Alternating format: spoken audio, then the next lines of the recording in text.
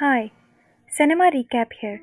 Today I am going to explain an episode from an American animated anthology, Love, Death and Robots, called The Drowned Giant. At the beginning of the episode, three scientists drive to a beach while one of them, named Steven, narrates about a naked dead giant.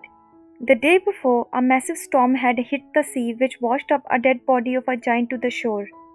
The surprised local fisherman contacted the officials, who at first refused to believe such atrocious news. But as people began to visit the beach and return back with crazy stories, the scientists decided to go see for themselves. And so, Steven and his colleagues, who thought that everyone was just bluffing about the dead giant, now stand before him.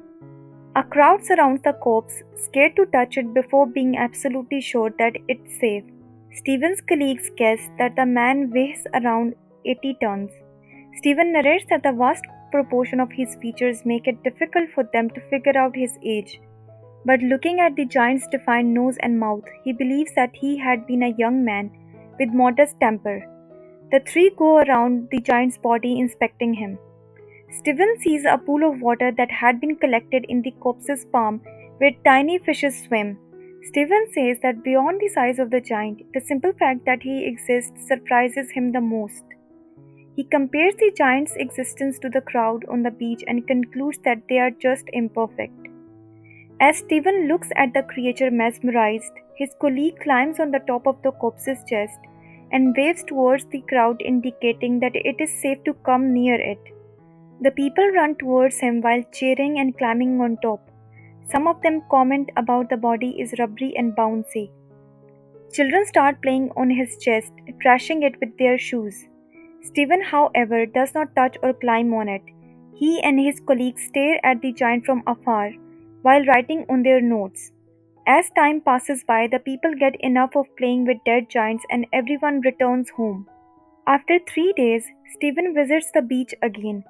Because of his growing interest in the giant, his facility assigns him the role of keeping tabs on it. Steven claims that he was not morbid about keeping an eye on a dead person because, for him, the giant was more alive than people around him. He watches as kids play slides on the corpse's chest and some workers plan to butcher his bones. The corpse has become public property. The following day, Steven postponed his visit to the beach until late afternoon, so no one would be around. When he gets there, the corpse looks in bad form and has started to decay. A teenage girl sits comfortably on the giant's ear, using it as a chair. Steven notices that the giant's face has become less youthful than it was before. He assumes that it is because of the prolonged immersion in seawater and tumefication of tissue. As a crab crawls out of the giant's mouth, the scientist claims that it won't be long until he decays. Steven finally gets the courage to set foot on the corpse. Atop his chest, he sees a sand castle someone had built. Then, his other arm comes into view, showing us that half of it has already decayed. Whatever remained of it had been taken away by people. Meanwhile, his cornea had become hazy and cloudy, which gives his eyes a whirlpool effect. Steven looks at them, saying that the giant's suffering is less tragic than this isolation that he is facing. The next time he visits the giant, both his arms and one of his legs have decayed and been cut. Steven walks around looking at the corpse, which had been vandalized by teens who spray paints insults on his body. He is reluctant to witness the end of the magnificent creature, but the insults make him feel the creature is more human because it seems more vulnerable to him now. When Steven comes to the beach the following day, he is almost relieved to see that the corpse's head has been removed. Birds eat his flesh as Steven watches it from afar. Without the head, the corpse looked less human, which reduces Steven's relationship with the corpse that he had formed. After that day, he does not visit the beach for a few weeks. On his next journey, he witnesses that any feature indicating that the corpse was once human has vanished. The only thing that remains is the decaying gut of the once magnificent creature. By now, interest of the crowd in the giant has expired. Months later, after the giant's arrival has been forgotten, various pieces of his body can be seen around town, especially his bones, which are used as decorations. While cycling one day, Steven notices that giant skull lying abandoned. He believes that if he looks around the town's pub, he will find mummified noses and ears as well. According to Steven, those decorations convey the giant's greatness better than the Steven's memory of his bloated and decaying appendages. As for the giant's genitals, it is shown that it had been cut off and placed in the Freak Museum in a circus. Steven narrates that the apparatus occupies a whole tent to itself but is sadly mislabeled as belonging to a whale. At last, the scientist says the people who saw the giant remember him as only a sea monster. However, for him, the giant is still alive and he often dreams of his resurrection.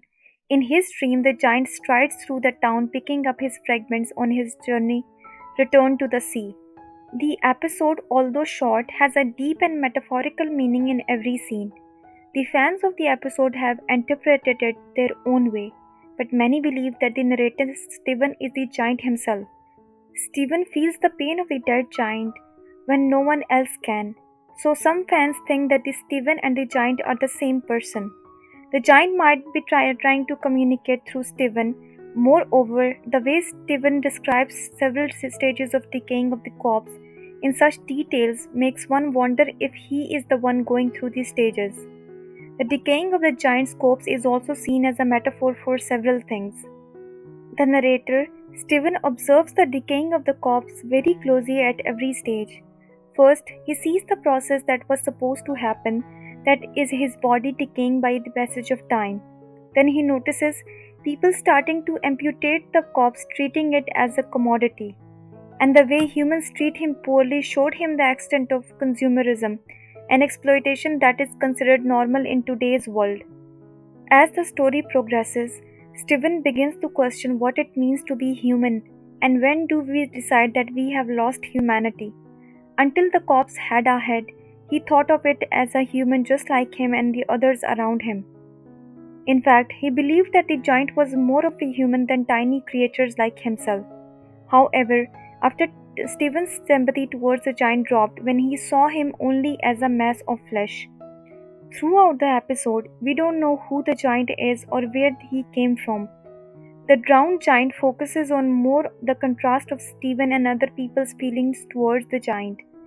In the book itself, the writer concludes with the detail about the giant's appendage being displayed in a circus. This is to emphasize how much the giant was humiliated, although being a greater existence than them all. It also denotes human superficial and exploitative nature. The giant was a myth before being washed up to the shore. People experienced his arrival for a short while but forgot about him, soon turning his existence into a myth again. We humans, like the giant, will someday fade away and remain only in the memories of the people we met. But eventually, those memories will fade away as well and we simply cease to exist. Subscribe for more videos like this. Turn on notifications and leave a like to help the channel out. Thank you for watching.